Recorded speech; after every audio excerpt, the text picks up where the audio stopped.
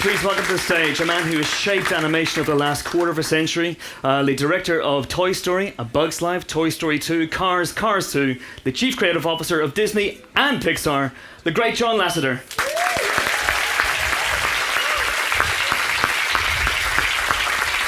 Wow, great. How are you? Have a seat. Hi, everybody. It's all for you, John. There's a young chap down there in a pit lane outfit, which that's awesome. Which is pretty cool. John, I think I want to start off with how different this film is from the first movie. I think we saw it during the trailer, but we have a clip that sets it up. It's the opening of the film, if you want to set it up. When we at Pixar, when we always do a sequel for a film, we will only do a sequel when we have a great story. And we like to do things that are different than the original. I mean, we all know those kind of sequels that are made seemingly just to print money that are exactly the same story as the first one. And at Pixar, we always strive to do something different. And with Cars, I love the world of Cars being alive and there's no humans. It's something that's very kind of personal for me because my dad was a manager of a parts department at a Chevrolet dealership in Southern California where I grew up. And so I always loved the idea of Cars being alive. And so we wanted to do something really different for the second film. And I've always loved spy movies ever since I was a little kid. There was this American TV show called The Man from U.N.C.L.E. that was on when I was a little kid. And I just loved that show. And so we thought it'd be awesome to maybe take a look at the possibility of doing a completely different genre for the second film. And the one thing I love about the spy movie genre is spy cars with the cool gadgets and all that stuff. And in our world, the spy car and the spy are one and the same. And I thought this could be really fun to do and something that's very different. So, as any good spy movie, it starts with a kick-ass spy opening. Right. And so we have a little clip from that the spy opening. Fantastic. Where you get to meet Finn McMissile, voiced by Michael Caine, Sir Michael Caine, for the first time. So here's the spy opening from Cars 2. Bit of a cliffhanger there. I know it's just a clip, but I always I want to see the rest of it. Sorry. But you can go in 1,000 different directions when you're making a film like this. Yeah. And, obviously, you went with spy movies, but did you go through any other iterations of this movie before you settled on this? No, it's interesting how this idea evolved, because when I was after Cars was finished, it's a very Americana story about Lightning McQueen being stuck on old Route 66 and learning that the journey in life is a reward. It's something that I kind of experienced myself after directing, through the 1990s. I directed the first 3 Pixar films, and I had 4 of my 5 children during that time, and my wife said, you better be careful. One day you're going to wake up and your kids will have gone to college and you will have missed it. And so we took the summer of 2000 off and got a motorhome and traveled all over the United States without no plan. And I really learned that the journey in life is a reward that weekend. And so I really wanted to create a film like that. So that's what Cars was about. And after we finished it and I traveled around the world doing publicity for Cars, I had Cars as characters kind of on the brain in my mind, and as I traveled around the world, I kept looking at Tokyo and London and Italy and Paris, and from a point of view of Cars being alive, and I thought, oh, this could be really fun. And I thought, the first movie was very Americana. I thought that the next one would be fun to take these characters and go around the world. The spy idea came from actually a scene that we were developing in the first movie, Cars. Lightning McQueen is taking Sally on a first date, and originally, because when I grew up in high school, dates were you took girls to the movie theater. Yeah. So the lights were dim and you could make out, and no one would pay attention to you. But and so I thought, well, a movie. A car going to the movies would be a drive-in movie theater, and so we needed a movie playing on the screen, and that's where my love of spy movies came out. And that's where we first created Finn McMissile. Well, the development of the story shifted the the location of that scene to be about the cruising and the neon lights turning on. And so the spy movie got cut, but I never really forgot about it. So traveling around the world, and I thought spy movies, like, they kind of go around the world. And so that's where it came. And I also had been to my first Formula One race, which I'm crazy about Formula One now. Okay. And I really wanted Lightning McQueen to race against all these other cool race cars from around the world. Oh, fantastic. And they do more kind of European-style racing. And so all that kind of came together, and we really set out to have fun with this film and make a really very different type of film. As you travelled around the world, were you surprised in a way by the enduring impact of Cars? I mean, it really caught on in a big way. I mean, obviously it's sold lots of merchandise, lots of DVD units over the years. It's interesting how Cars, when it first came out, it did quite well around the world. Not as well as some of our other films, but unlike any film in cinema history, it's gotten more popular as time has gone on. I mean, people have discovered it and keep discovering it, and the products keep selling, and it's pretty staggering. I mean, not that I make movies. To me, I make movies to really entertain audiences, and I love quality is the best business plan. We always strive to make the best stories in all of our stories. And also, if a product is being made based upon our characters, I really want the products to be as high quality as possible. And I'm a big kid. I mean, look at me. I'm wearing a kind of Cars 2 Hawaiian shirt here, and I love, the toys and the products, but I want them to be really high quality. Well, the toys took off, and they kept going up, as far as the amount they were being sold. And so since the first movie has come out based on one movie, they told me that $10 billion worth of products have been sold. Wow. That's not after bad. one movie. That helps pay for a shirt, I suppose. Yeah, pays for the shirt.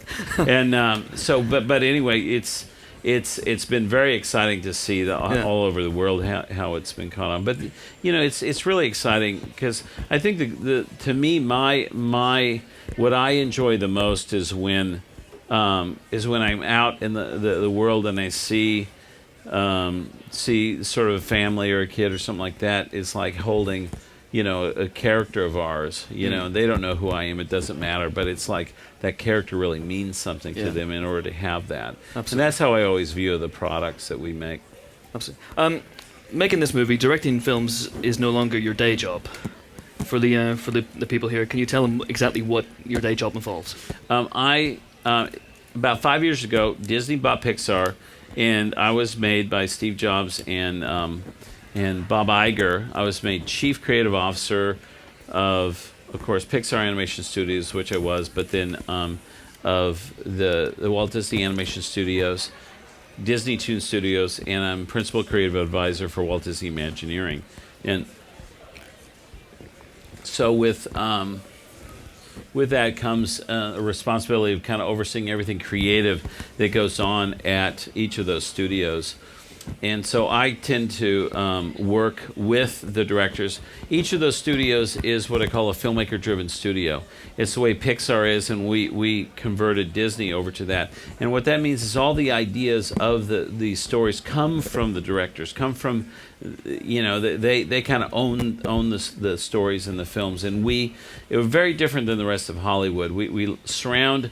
Then we surround all the directors with what we call the Creative Brain Trust or the Creative Story Trust. And that is all the other directors and key story people. And each of the directors are responsible for showing their movies internally to the studio every 3 to 4 months. And then all of us get together and we then look at it and then give notes to the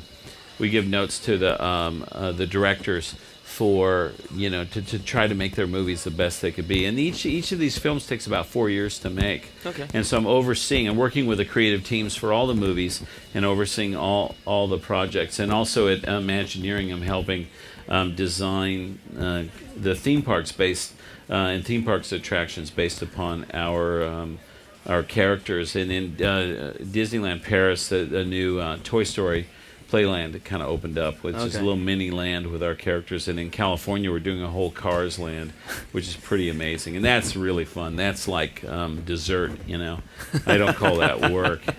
It's really fun. Yeah. And so but in my chief creative position, I'm kind of working with the creative teams heading up each project. When I direct a film, it's more of like I'm now kind of the storyteller, the guy that's kind of creating the film, working in collaboration with my team, and then I get to work with the individual artists at Pixar, which I think is one of the things I really enjoy doing.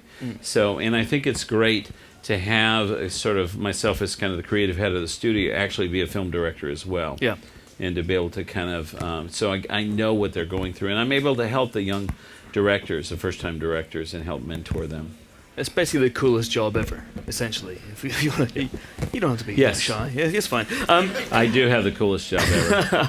It's a lot of work. What's interesting though is that I have 5 sons, and I've told each of them, I said, I want you to choose something that you really, really love to do as a job, and then you'll never work a day in your life. And they've seen how hard it is that I work, but I just love every day, and I don't even think of it as a job. It's just so much fun. How do you find time to direct a film? Well, that was a big challenge, and on Cars 2, given that it's the first movie I've directed while I've been sort of in my new role, overseeing all the studios, I really I've delegated a lot, because all the people that I've worked with on many of the films, the kind of leadership, and so I've really I stayed focused on what I knew was important, and it's developing the story, and then kind of crafting the filmmaking side of it, the layout and working in editorial to get it story reels edited right, and really craft the film, and then working with all the other departments as much as I could, and then I was able to delegate with that. But I also that something kind of neat happened while I was working on Cars 2. The iPad came out. Now you have to understand, Steve Jobs is one of my best friends, and he was CEO of Pixar for 20-something years, and founded Pixar and was owner of Pixar, and kind of helped make me the leader I am. He's just an amazing guy, but I'm a big technology geek, and I get to go to work with Dad, a couple times a year, meaning I get to go down and hang out with Steve at Apple and get to see all the advanced stuff. So when the iPad was coming out, I had to have one opening day, and I was able to get one because I knew people, and so, but I almost immediately started using it in an interesting way, because I love the photo and the video kind of part of it. And I started, when I was so busy at work with doing all the other stuff and working on that, I was not able to get to, like, say, early in Cars 2, the art department had so much amazing art for me to review and see and give comments on. So I had them start just downloading on my iPad all of the drawings that were done digitally, or they scanned them in, and they downloaded, because I have an hour commute home, and I would ride with a friend home, and on the way home I would look at these, and I was able to go through them really fast on the iPad. And then on my iPhone there's the voice memo app. And I would do a voice memo, and then sit and you can email the voice memos, which is pretty cool. And so, boom, people started showing up in the morning, and all of a sudden there was a voice memo from me, from my iPhone, talking about the stuff that they didn't even know I had taken home, right? And so then our supervising technical director on Cars 2, he said, hey, I think I can write you an app to do this and be a little, even have better controls. So he created an app just for me called a review tool, where stills and video can be downloaded onto this from all the different departments on Cars 2. And then when I look through it, and when I'm ready to give a comment, there's a button that says, I said voice, and it starts recording my voice. And I'm wearing the little, the Apple sort of headphones with a microphone on it. And then when I'm done, I hit stop and hit email, and it's already addressed to the right person, and it's all. And I was able to go through stuff so fast that pretty soon they started getting me a driver. And they would use my hour drive to work and hour drive home as kind of meeting time to review stuff. And I was able to they estimate that 1 hour of a review time on the iPad was equivalent to about 3 hours at Pixar. Oh, wow. And so I was able to really, Cars 2 could not have been done without the iPad. And I was able to kind do that. So I'm sitting here staring at the big iPad billboard out there, and it was just reminding me of that and now every division I oversee has iPads that they load with stuff and they send home. And sometimes my bag is full of 6 iPads that I'm kind of looking through and stuff. In fact, I have an iPad at the hotel right now that they're saying, John, can you take a look at sequences and stuff like that. So, but it really is great how. What's exciting about working at Pixar? Pixar's 25 years old this year. Steve Jobs, for those who don't know, Steve Jobs bought the Lucasfilm Computer Division in February 3rd of 1986, and it was when we formed the company Pixar. And Pixar initially was a technology company for the first kind of like 9 years of its life.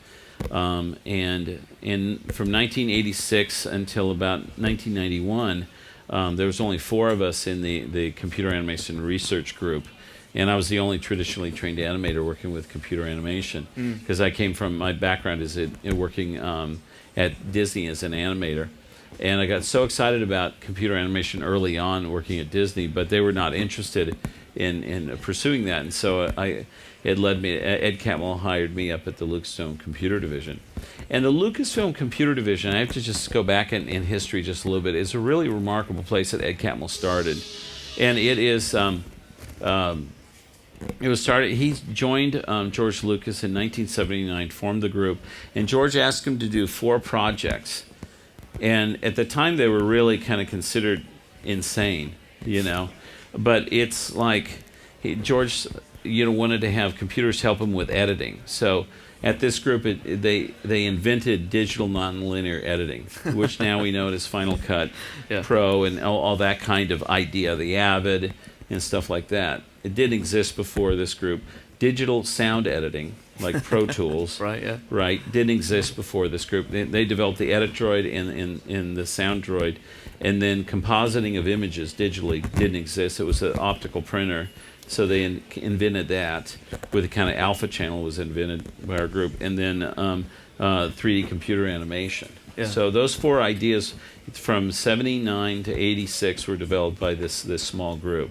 And Steve Jobs bought this group. There was only 40 of us, and we formed the company Pixar. We had a Pixar image computer and all this software like RenderMan and stuff that was being developed. But in 1991, we made a deal with Disney and started developing the first computer animated feature film, which became Toy Story. It took 4 years to make, and that came out in November of 1995. And from that point on, we sort of shifted the whole company. Steve shifted the whole company to be just an animation studio, and we formed Pixar Animation Studio. Because Toy Story, if you cast your minds back, was a massive gamble. Now the landscape has changed completely. But back then, Disney were behind it, gave it a release date, but it was basically the first of its kind. Did you have any inkling at all of what was going to come?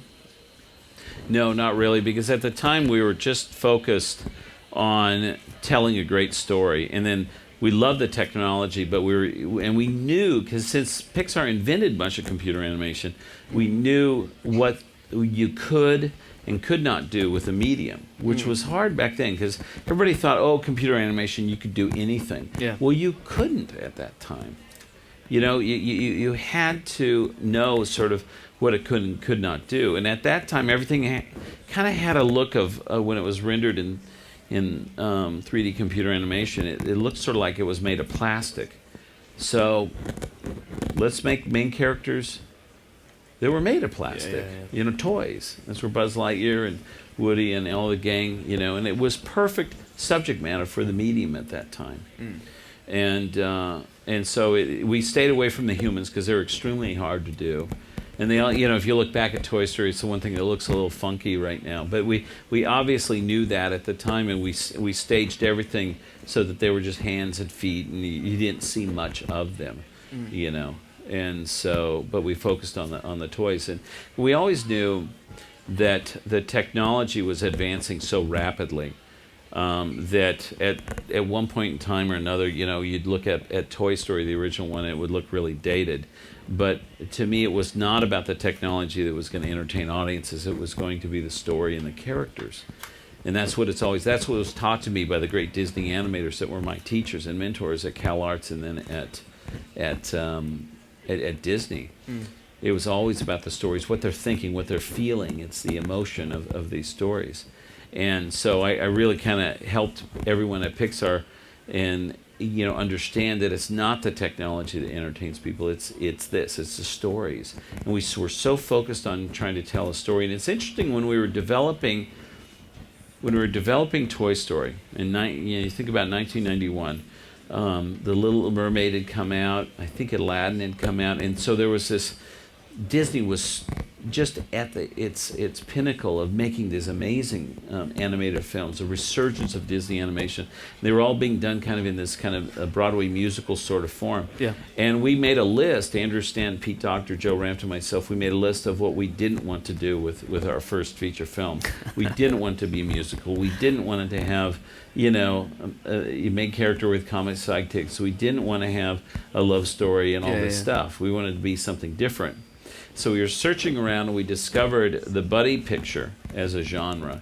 And we knew that really fits with what we want because buddy pictures by nature have tremendous character growth. And that's what we were looking for. Because to me, I always knew that the main character and how he changes and grows through a movie, that's where the heart of the film comes from. The heart of the film is the foundation of your story. You can't add that later. You have to build that from the beginning. And it's about the journey that your main character goes on. And so we kind of set that. We thought this would be great, set in the world where toys are alive, when people aren't around. And so having an old toy that's a child's favorite and a new toy comes in and becomes a new favorite, we thought could be a great form for the buddy picture where you have buddy picture. Typically you have two characters that are forced to be together that can't stand each other, and through this journey they grow as characters, and then they want to be together, and I think that's became kind of the form for Toy Story. And while we were making it, though, it's a very interesting thing that because at the time computer animation was doing mostly for TV, station IDs, just a handful of commercials, sports openings, things like that. And they always had kind of glitzy, metallic, chrome or glass kind of looks to them and glowy kind of things. And it had sort of a cold look to it. Yeah. And everybody looked at that and said, wait a minute, computer animation is not going to, keep an audience, entertain an audience for a feature film. This is ridiculous. That's what everybody was saying.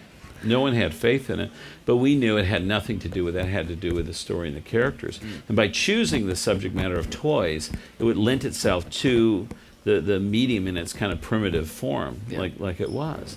And we stayed focused on the story, and when it came out, it caught pretty much everybody, Hollywood, everybody by surprise, and it became the #1 movie of the year. And then next thing you know, everybody's wanting to do computer animation because, of course, they thought it was the fact that it was computer animation is why it was a big hit, which Absolutely. we know, of course, is not the case. Yeah. Do you keep an eye on rival studios? I mean, now there's tons. But see, this is interesting. Everybody says rival studios. To me, it's like I am so excited to be working in an industry that's really healthy. Because to me, competition to us is literally when you go to the movie theater, you look at the multiplex and see all the options you could go see. That's our competition. It's just what's in the theater at the time. If an animated film comes out, 6 months or 6 weeks before us, that's not competition. That's our friends. That's like I want everybody to go see animation. And I think right now it's such a fantastic. The industry is so fantastic when you think about all the stuff that's going on. Look at recently, great animated films like Coraline, the puppet animated film. Tim Burton's working on Frankenweenie right now, which is another puppet animated film. We've got, Aardman Animation here in the UK doing amazing clay animation. They're good friends. We've got a lot of good computer animation studios doing some really innovative and fantastic work. And at Disney we're doing both hand-drawn animation with both Princess and the Frog and Winnie the Pooh, and with computer animation like Tangled was. And I think that with all that's going on, and to me the goal is that each of these films be really good, and when they come out, everybody has a great time at them. So the next animated film comes out, everybody's going, oh, we had such a great time there. I want to see this one too. Absolutely. And one of the things I love about animation, more than, I mean, that's all I've ever wanted to do, and that's all I ever want to do is animation, because it's pure art. When you're looking up on the screen, you get nothing for free in these films. At Pixar, you get nothing for free. Everything you see up on, on the film here is being crafted by an artist. Yeah. Even though they're using computers are just a tool.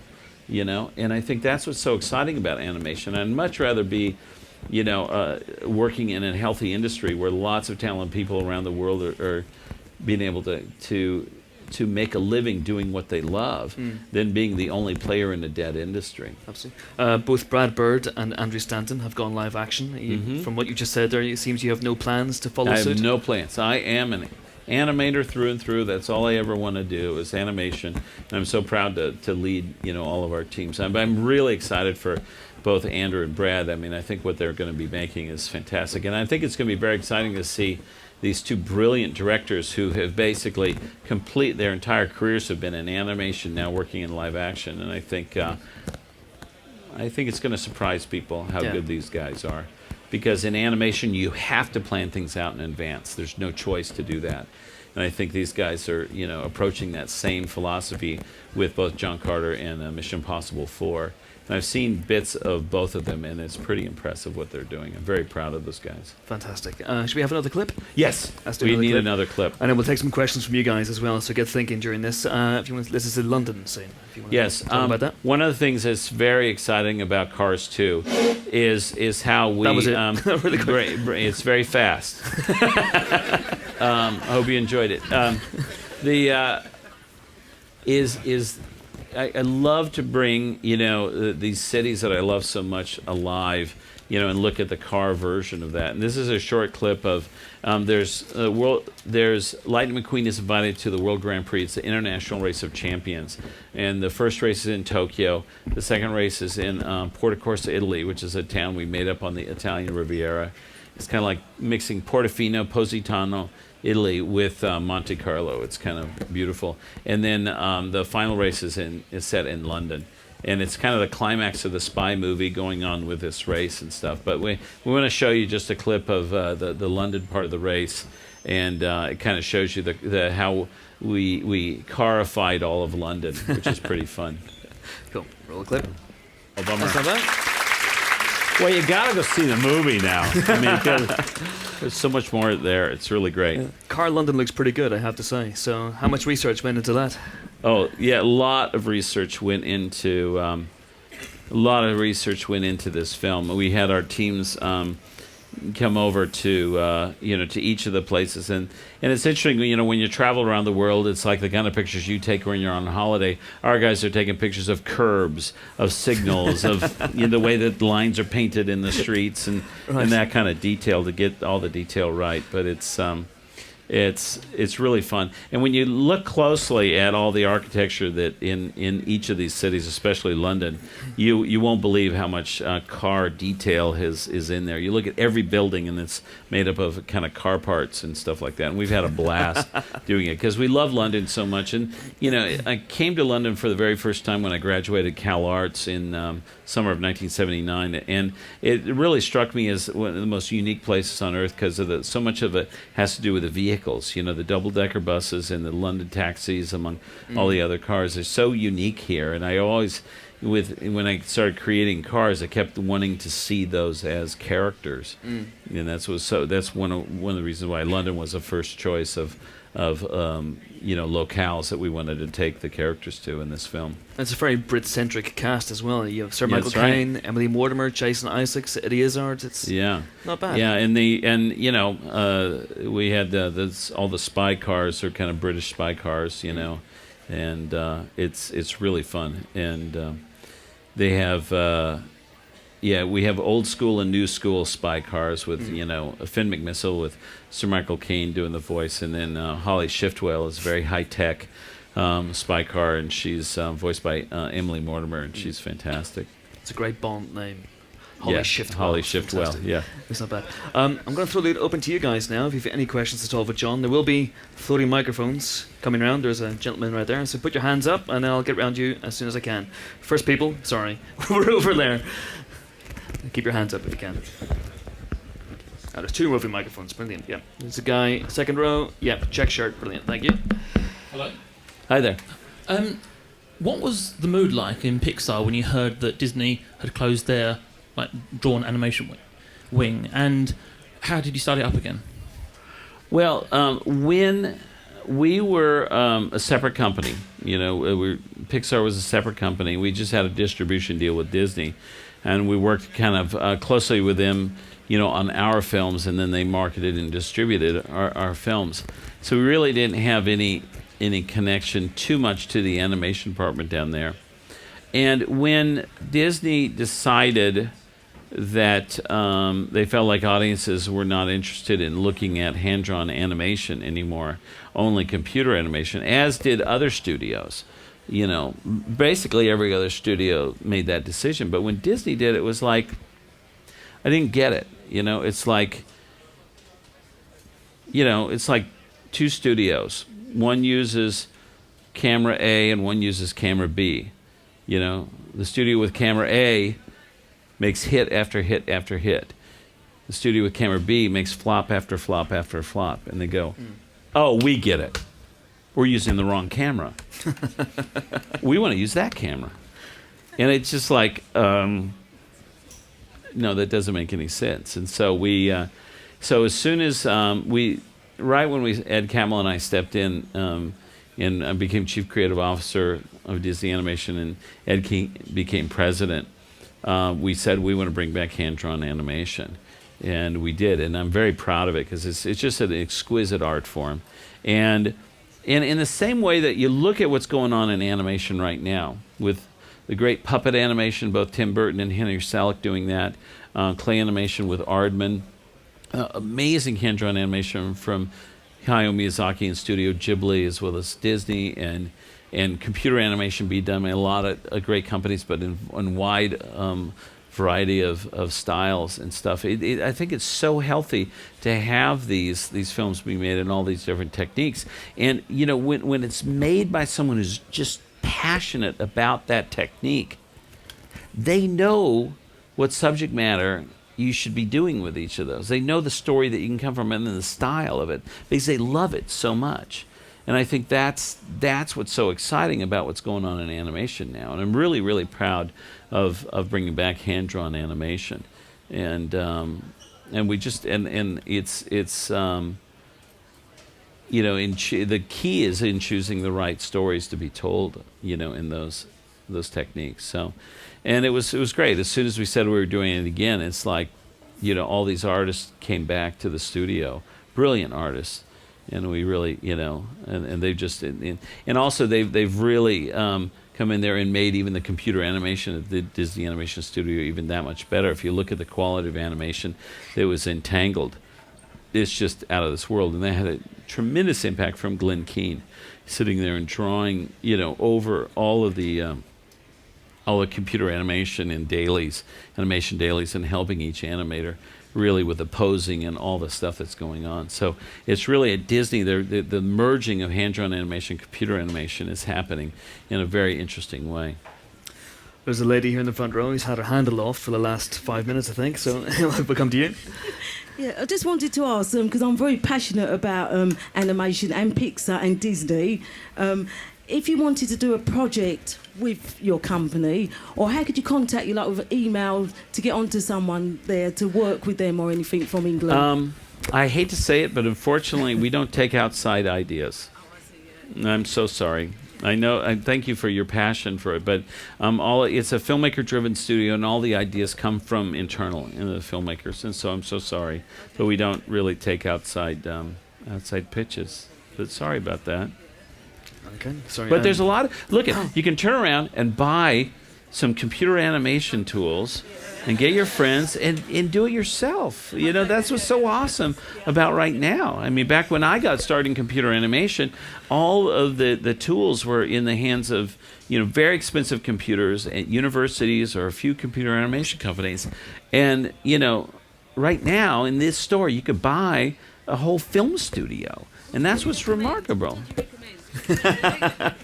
I recommend Apple computers.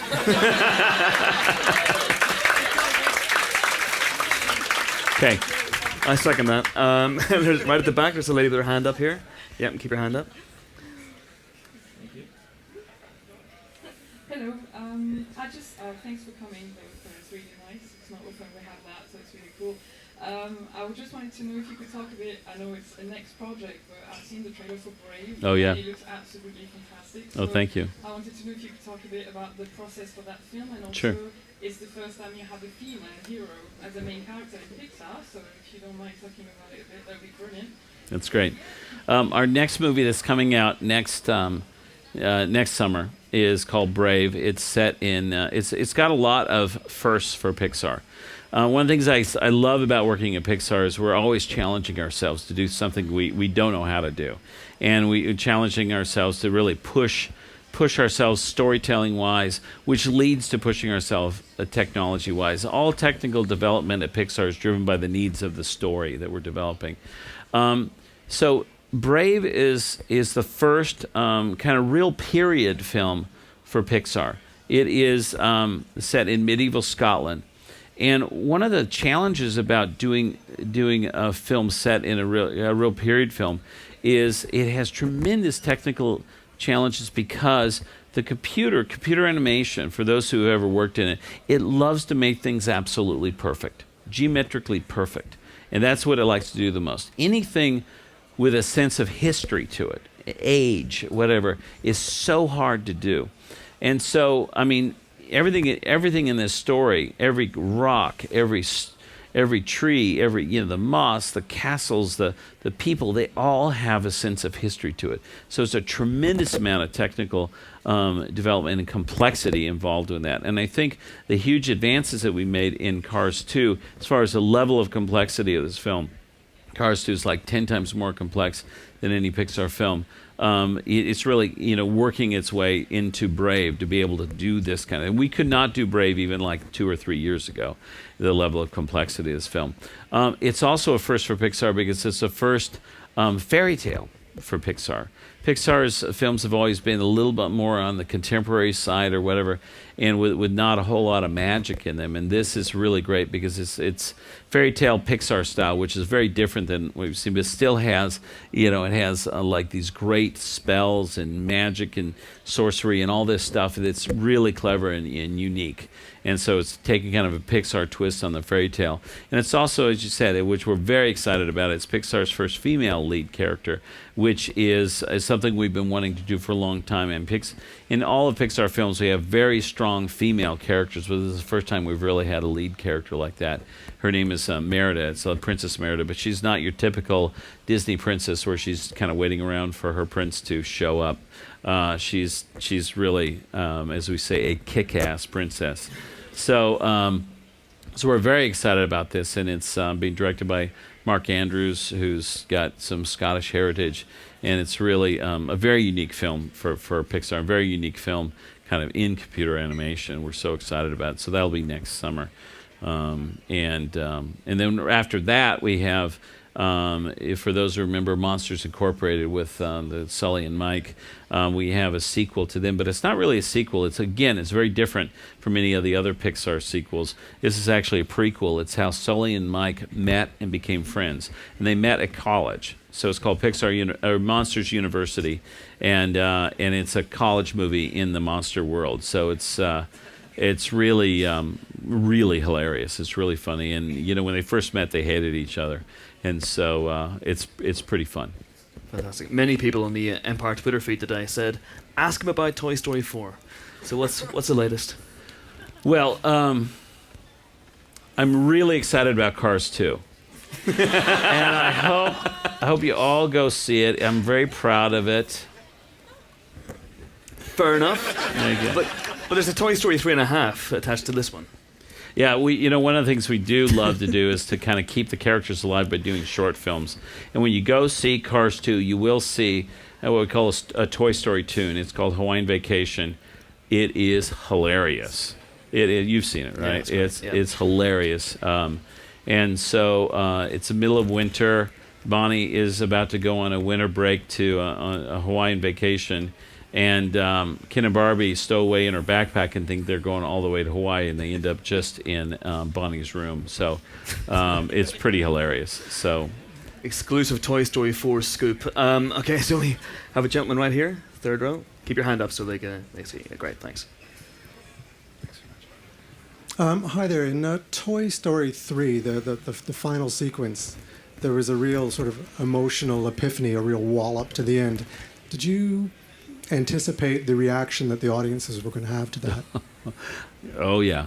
The reason is when Andrew Stanton, we in Toy Story 3 we went off to this cabin out on the Pacific coast near Pixar, in this bay called Tamales Bay, and it was the same cabin that we rented when we hammered out the story for Toy Story. So we thought it'd be good luck. And it was the same people. We went out there to kind of plan out what we wanted to do for Toy Story 3. We had an idea that had been floating around since the end of Toy Story 2 that we had kind of developed. And so we started with that and kind of, developing the idea. So 2 days we spent kind of working on this, and then we came back, and Andrew Stanton took the idea that we outlined that 2-day brainstorming meeting, and he kind of worked on a treatment. And I'll never forget the meeting. We were sitting in a conference room at Pixar, and the same group got together, small group, and Andrew proceeded to read his treatment to us. And when we got to the end of the treatment in that kind of same scene, I was just crying. It was so emotional for me because of what these characters have meant to me. These characters have meant to all of us, because it kind of almost represents Pixar in a way, Buzz and Woody. And to have Andy handing, each of these characters over to Bonnie and kind of giving them to her, and it was just so kind of emotional for us, and that treatment just kind of tore me up. And each of the times when we looked at the story reel, I mean, I would just get weepy-eyed again. And so I knew that we had something really strong there, and it was just, we just kept crafting it and making sure that each stage that we kept the emotion, and we really worked on it to make sure, with the music with Randy Newman, Lee Unkrich directing it, just really kind of crafted it, and we went back and forth, and a few times it wasn't quite as emotional, and we adjusted it some more, and so we really kind of worked on that. It's kind of, it reminds me a little bit of when Bob Peterson and Pete Docter read the treatment to us in the early stages of Up, about the first 10 minutes there, oh my God, that ripped us up too, And that was a pretty amazing tour de force of filmmaking too, is that first 10 minutes, which is completely just with music, and so, but that's Pixar. That's what we love to do, is find those things. And, we make movies that we like to watch, we like to be moved, in films. And so, and then we know that if it's moving us, it'll move the audience. And so we really trust our instinct with this kind of thing. And, it's exciting working at Pixar, because one of the things that, and I have to credit Steve Jobs for this, is that Pixar were willing to risk things. We're willing to do things that most people would say, no one's going to go see a movie about a 72-year-old guy tying a whole bunch of balloons to his house and floating in South America with like a Boy Scout. It's like, what's that about? And he meets a big bird and stuff like that.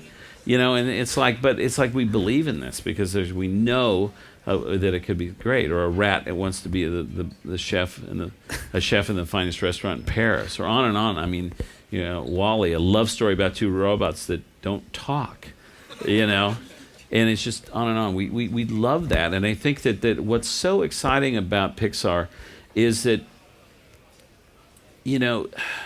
It's not in Los Angeles, in Hollywood. It's not in that industry town. We're up where in the San Francisco Bay Area, and there's something really unique about the San Francisco Bay Area, and there's a culture of entrepreneurism up there. I mean, Silicon Valley is there, Stanford, Berkeley, University of California, Berkeley is there. There's so much research going on. It's not an industry town. There's medical research going on, innovative medical. Of course, the computer industry, on and on and on. The wine industry is up there, and it's just there's sort of. It's funny, when I was at Disney early in my career. I was so excited about computer animation, and I kept being told back then, it was like a totally different kind of leadership than now. They kept telling, that's not the way we do things. It was like the answer was no. Whenever I asked for something, it was no. But when I got up to work with Ed Catmull in the Silicon Valley, influence to Pixar and Lucasfilm and all that was going on, it was like, yeah, why not? Let's give it a try. And what's interesting about Ed Catmull leading our group is that Ed was there when the computers first started making pictures. Computer animation, don't forget, is an art form that grew out of a science. And in science, there's a culture of experimentation. And when you think about any kind of scientific world where really experimentation is happening, 9 times out of 10, 99 times out of 100, 999 times out of 1,000, the experiments fail. But that's part of it. You learn from those failures and you move on. And that is the culture of Pixar. It's like trying things. And failure is expected. It's okay. Andrew Stanton coined the phrase, it's like, be wrong as fast as you can. Just try something. And you're going to be wrong. The first time you put a story up on Reels, the first time you try something, the first time, whatever, don't worry about it, And it's so interesting because Hollywood is kind of the opposite. Everybody is in fear of losing their job, it seems like, at every other studio. The way I describe it is, imagine a trapeze artist in a circus. He's way up high on the thing. He's got a trapeze in hand. He's looking across at the guy who's going to catch him. He's going to break a record. He's going to do more somersaults in the air than any human in history. It's going to be great. Well, if it was Hollywood, not only there would be no net, there would be poison spikes down below. So it's like, is anybody going to even try it? No. But at Pixar, not only is there a net, but there's big fluffy down comforters and pillows and beanbags and the whole shebang. And it's like, so therefore everybody's trying it, And then when someone hits it, everybody, yeah! And then they go on to the next record. And that's what the feeling is like. And that's what sort of, you just feel that up there. I mean, it's the culture of Steve Jobs. It's the culture of Ed Catmull. It's the culture of Pixar. But everybody knows that all technical development is in the service of the stories because, the audience doesn't care about the technology. It doesn't care about the tools you made a film with. You want to be entertained. And it's like you want to be, and we always think, I always feel like Hollywood kind of thinks the audience is dumber than it really is. They kind of aim down to the audience, and we're the opposite. We think that the audience is very smart, especially kids in the audience, and we always aim high, and we always try to make very smart stories, very smart characters, and it's funny how we really care about each other at Pixar, and we really have fun and love each other, and I don't know whether it's just Pixar or it's Bay Area or something. It's not cynical up there. Where LA is very cynical, and I think that's why there's a quality to the Pixar characters and the stories and things like that we don't really have any cynical characters. They kind of care about each other, but they're all flawed. I mean, we all are flawed. You got to have flawed characters, and that's what makes an interesting story. You inherently like the characters, but you go, Woody, don't knock Buzz out the window. And it's like they make wrong choices, but you understand you would probably make those same choices. That's what we always feel like. We want to get the audience into that place. But I think it's really a product of of us as a group of artists working together in the product of kind of the culture that we've created of being really, really creative. How hard has it been to maintain that culture, given Pixar's immense success over the years? It must be easy to fall into, well, we did do it that way for Toy Story, so let's keep on doing it this way. Well, it comes down from the top, and Ed and I are adamant about the thing we fear the most at Pixar is becoming complacent. Thinking we know what we're doing. Every single Pixar film has been really hard to make. And people don't believe me in this, but every Pixar film at one time or another during the creation of the story, it was the worst motion picture ever made. Just dreadful. Just awful, wasn't working. But we never gave up on the movie because we wouldn't start the film unless we felt like it had tremendous potential, and we believed in ourselves, we believed in the process, and we just work our way through it. A few times we've had to make changes with directors or writers or creative people and something like that when things aren't gelling, but we believe in the process so much and believe in the stories, and we just won't let a movie go out that's not great.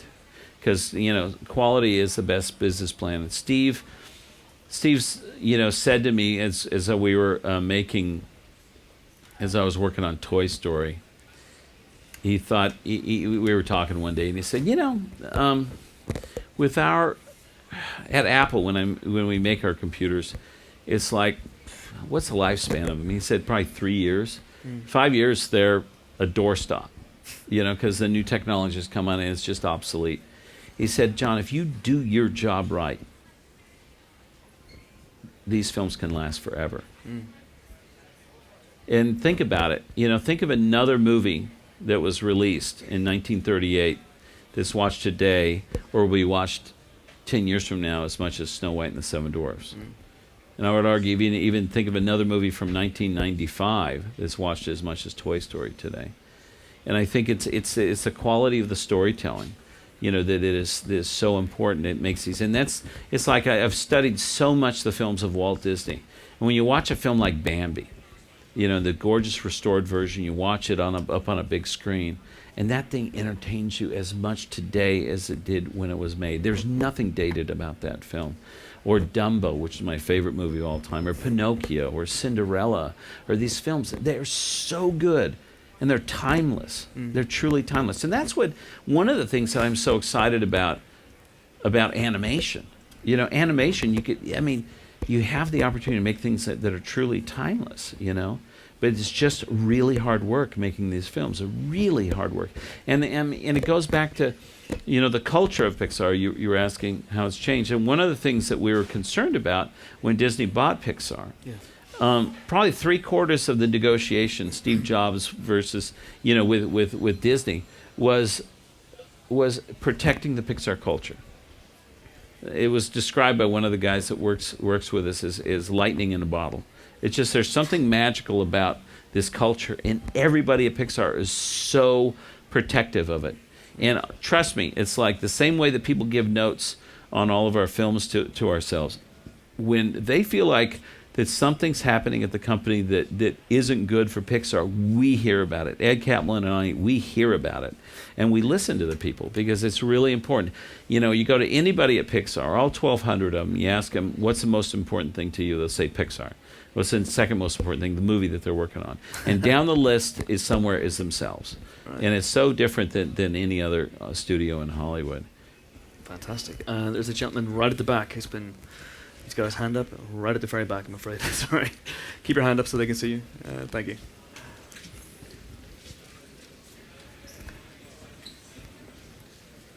And there we go. Cheers. Hiya. First of all, John, I'd like to thank you not thank you, congratulate you on a great film. We came to the BFI yesterday, me and my partner, and we saw Cars 2. It is brilliant. It's one of the best ones I've seen. Thank you very much. You hear that, everybody? It wasn't paid. First, a couple of questions. Basically, it was my partner's question yesterday. It was, how did the concept of the Easter eggs come about in the films? Oh, that's great. And how is it decided what actually goes into the film? And my last one is a bit cheeky. Would you mind signing her Cars 2 Art Disney book for her? The cheeky one will... We'll have to see about that Yeah. because I think there's a lot of people want things signed, and I'm already probably late to someplace. I've got a very tight schedule. But okay, so the Easter eggs. The Easter eggs, if you don't know about it, are in jokes that we put in our movies. Takes 4 years to make our films. Our people are very clever and funny, and funny stuff finds their way into our movies, and we kind of love that. The way it started kind of is that it started with Toy Story. Since it was our first film, we actually put homages to some of our favorite films, you know. There's kind of a homage to Raiders of the Lost Ark with a giant globe rolling towards Buzz. In Toy Story 2, there's an homage to Jurassic Park with Rex, you know, following the little car. And there's all sorts of, you know, all through it, there's really fun stuff. And so then, but then as it went on, we started putting kind of references to our own kind of movies all through it. And I think where it took in Monsters Incorporated, at the end, if you remember, when they finally get Boo, the little girl, into her own room, which is a big goal that they've had for the movie, and she's so excited to show Sully her toys. And so the first thing she holds up is a Jessie doll, right? And she shows it to him. And the next toy that she shows is a little orange fish with white stripes.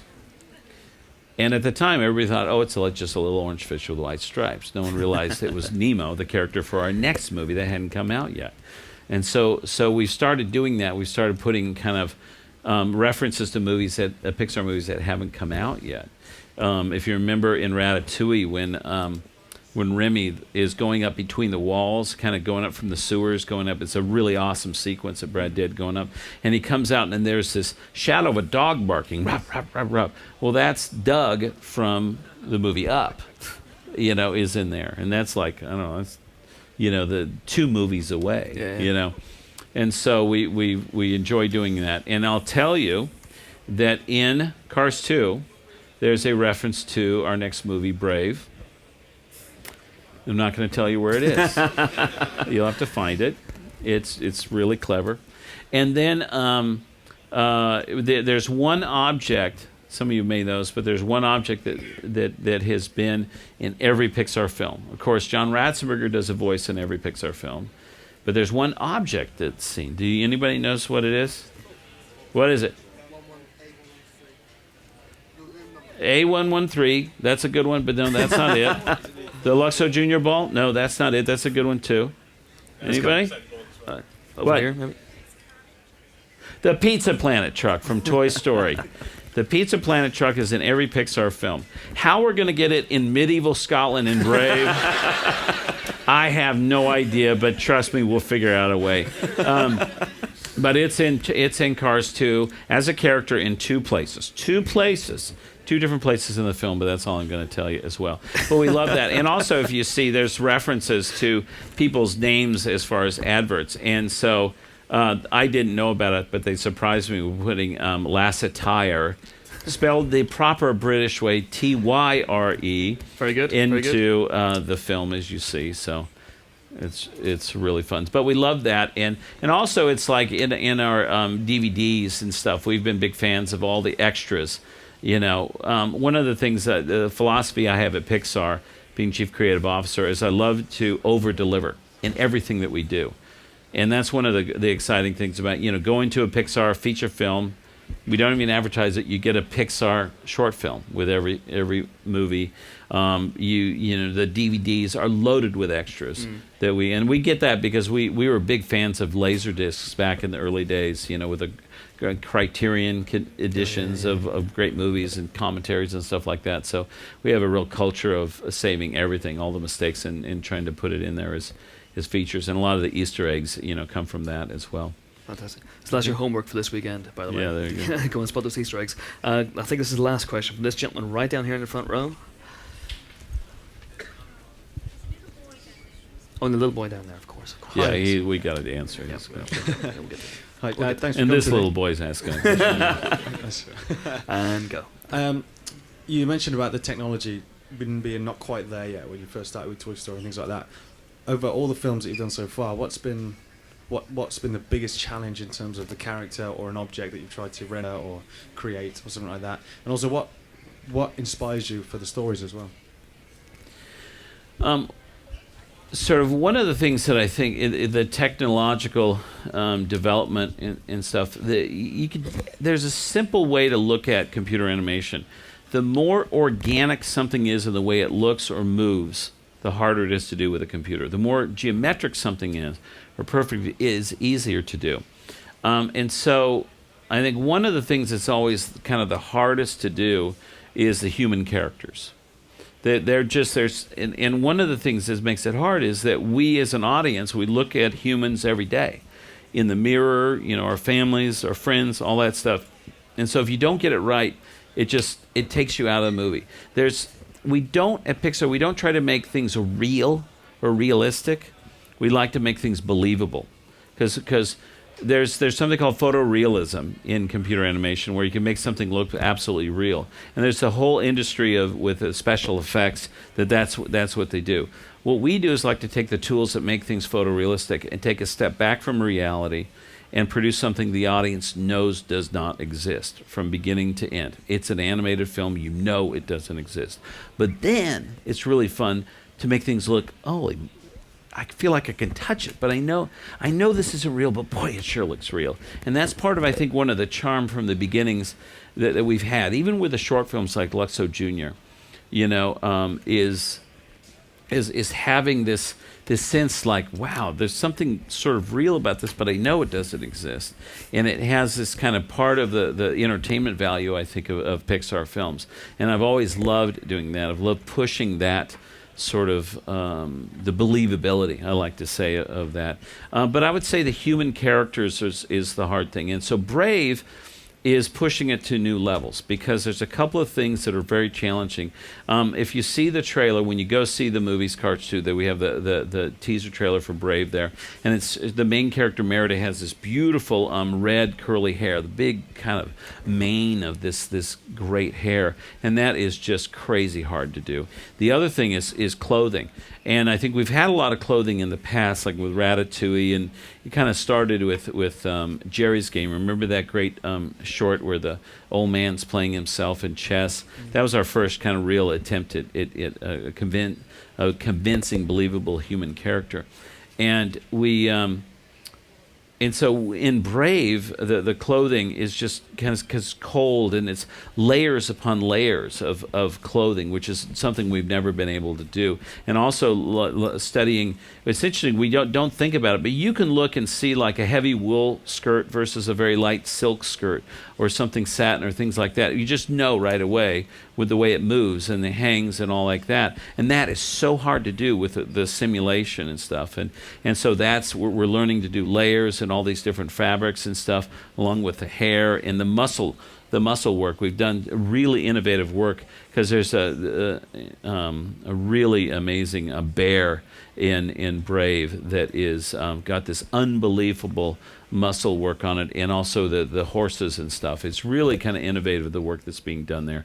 So that's kind of where we're right now, where the big challenges are in what we're developing. And what was the last part of your question? Oh, and what do I get my inspirations from? Life itself. I think where we get our inspirations from, being a filmmaker-driven studio, I like to take a look at, having the directors and the kind of creative teams come up with the ideas, because inevitably they're drawing it from their own experiences. There's something that happened. For me, Cars was inspired from my father, who was a parts manager at Chevy dealership, and wrapped into kind of this motorhome trip I took with my family. Andrew Stanton was inspired on Finding Nemo with a simple, where he was walking his son to his park, and he was so scared about his son getting on, he just told him, don't do that, don't do that, don't do that. And he realized he was so scared that his son might get hurt that he was preventing him from living.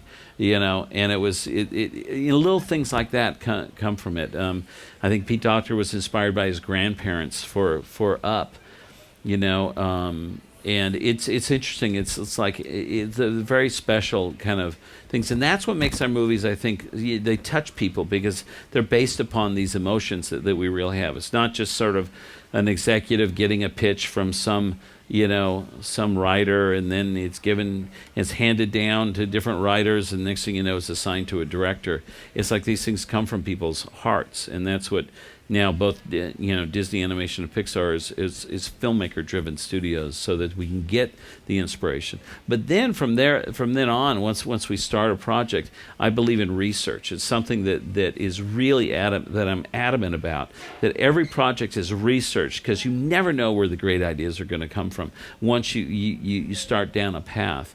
And we, from universities to professors to trips, to trying to get experts, to experiences yourself. Like I made sure that all the creative team on Finding Nemo became certified scuba divers, because I'm a certified scuba diver. And I said, you've got to get underwater and see it yourself, to make sure that you're doing it right, And we've taken race driving classes for cars. We sent all our animators out to the racetrack to get hot laps with race drivers to get the feeling of what it's like. We've in Brave, our team has gone a few times to Scotland to really study the people, and talk to people and all like that. But also, visit all the different kind of sites to make sure it feels authentic. Because it's really important for us that each of our subject matter of our films, we want people who know that subject matter to look at it and go, they did their homework. I mean, how many of you have seen a movie on, a subject matter you love, football or fishing or you name it, and it's like, it's Hollywood, we can do whatever we want. And they don't get the details right. You don't get the terminology right. You don't get the way the things move right and all like that. And right away, you lose credibility. And we never want to lose credibility. And so if we feel like if we can, like Cars was considered by a number of car magazines as the best movie about cars ever in history, because we got the details right. And if we can get the professionals who work in the automobile industry or the racing industry to look at it and go, wow, they got it right, then the rest of the audience will know that it feels authentic, it feels real, and it feels believable. So fantastic. Now we have time for the last question. This young man here in front row. Thank you. Hello, John. Hello. I love cars. Really? Motor Speedway of the South was released after the first Cars film. There are only 1,000 sets in the world. I am lucky to have one, and my favourite car is Apple. Yeah. Do you have the Motor Speedway of the South set? Do you have it yes. yourself? Okay. So there, what he's talking about is we did a special collector edition of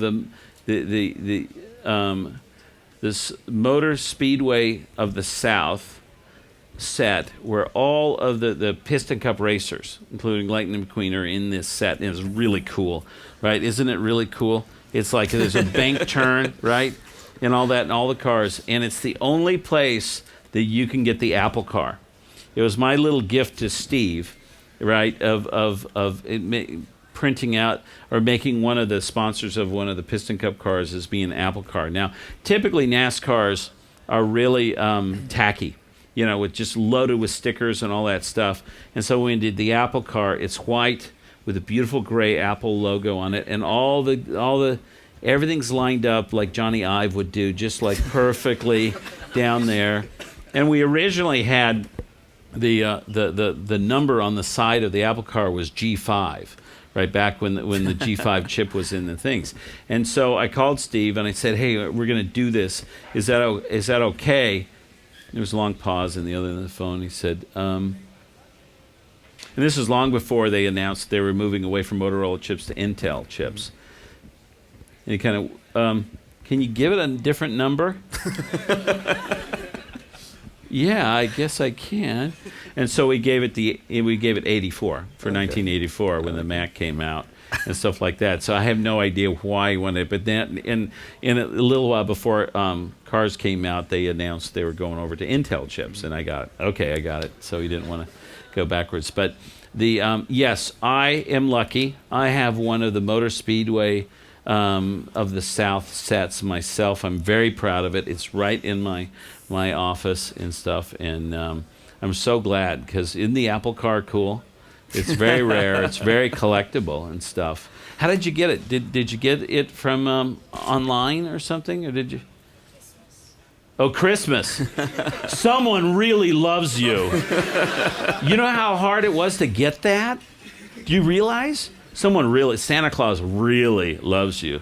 Santa was online, like as soon as it was released, going bye, bye, bye, bye, bye, bye, hoping it would click in there. Because the thing, it was released on a collector set, a collector website for Mattel, and I think it sold out within 5 minutes or something like that. It was like super fast. So I keep telling them, I mean, there's a lot of collectors out there of all these cars. I have to say that the whole die-cast thing is something I really love, because I was the perfect age in the late 60s when Hot Wheels came out, Mattel's Hot Wheels, and I've just been a fan of that. And so when we started thinking about doing products for cars, I started working with Disney Consumer Products, and we naturally went to Mattel because we wanted to get them really really well made. I wanted that die cast, that heavy feel. But I really thought that this could be different than Hot Wheels cars, because they're characters. I said this is going to be more like a Hot Wheels car combined with an action figure. And so I worked with him. I said, let's make them slightly bigger. So the die cast for cars is 1/55 scale, where Hot Wheels is about 1/64 scale. So it's a little bit bigger. I thought you could see the expressions better. And what's interesting is that originally cars, early on, we had a release date that was going to be in November, because traditionally all Pixar films were kind of released in November. And then some point in time it shifted to summer, which was, for in the United States. And so Mattel was like, oh, we don't sell as many toys in the summertime. So they actually reduced the number of cars they were making. And I said, are you guys crazy? And so as soon as the die-cast cars kind of hit the shelf about 2 weeks before cars came out, they were sold out like that. And it's like everybody was clamoring, every store was clamoring to try to get more. And I called the head of Mattel. Hey, so can we make more cars now? And I don't know, the 100 million or something like that die-cast. And so then we started, because I always had, I don't know if any of you guys collected the Star Wars figures from kind of the early, and how remember how cool it was? They even had figures for like a guy that was in one scene, right? Yeah. And so I just, that's what the vision I had of just like, let's do every car, that you see in the movie, even if it's just one shot. Let's have that car as a diecast. So he came up with names for every single guy, and in a little bio for each one, and it's like hilarious, silly bios for each of these cars. But it's like 256 or something like that cars from the first movie. Then we have the Mater's Tall Tales. Do you watch Mater's Tall Tales? Yeah, aren't they awesome? Yeah. And then do you have any of those die cast? Yeah, they're really funny. And then of course with the cars too, there's a lot of good ones coming out. So they'll go out for a few years, I think. Fantastic. So. And do you play with them, or do you keep them in the box? Yeah, keep them in the box. Yeah, smart. No, see what you need to do. You need to ask Santa for 2. One you keep in the package, and the other one you take out and play with. That's what I do. I ask Santa for that. So it's really important to have 2. Okay. So thanks for the question. That's really cool that you have that. That's very special. Good last question, I thought. And on that bombshell, we will end. Thank you. Thank you to the Apple Store. Don't you think this is great? Thank you for having us. Jump cut, 20 seconds. Thank